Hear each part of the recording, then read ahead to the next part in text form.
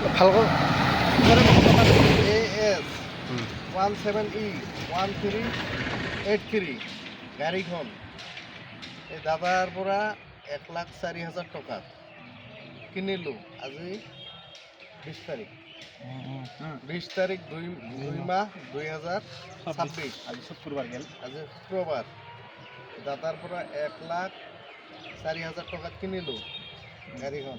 আজিৰ পৰা ইফালে কিবা হ'লে আজিৰ পৰা ইফালে কিবা হ'লে মোৰ আৰু 2500 টকা ফাইন আছিলে, এতিয়া মই মাৰি দিম আৰু বাকী পইচা আপুনি ক্লিয়াৰ পাইছে না?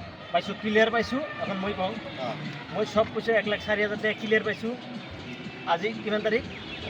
20 তাৰিখৰ পৰা 20/2/2025 2025ৰ পৰা মই আজিৰ ডেটত এই গাড়ীটো দি দিলোঁ। গাড়ীটো একচুৱেলি মোৰ নহয়, মোৰ দাদাৰ গাড়ীটো, ভাইজান হয়, মানে চাচাৰ ভাই হয়, ভাইৰ গাড়ীটো মই সেই তাত দি দিলোঁ, মোক বেচবা দিছে, বেচাই দিলোঁ। তাৰপিছত গাড়ীটো আজিৰ ডেটত যদি কিবা কেছ মামলা আছে সি বুজিব, আৰু পিছৰ ডেটত যদি আছে কেছ মামলা বা কিবা আছে লাফৰা, সেইটো মই বুজিম বা আমাৰ গাড়ীৱালাই বুজিব।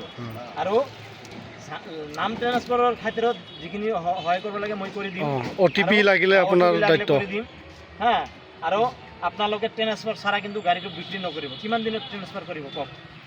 গাড়ী কেতিয়া এটা টাইম টাও 2 মাহ ইমান নাম্বাৰ 2 মাহ লাগে কি কৰিব?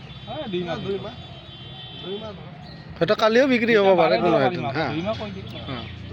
2 মাহ পিছত গাড়ীটো ট্ৰেন্সফাৰ কৰোঁ। 2 মাহ পিছত ট্ৰেন্সফাৰ কৰিলে মই পুলিচ কেছ কৰি দিম।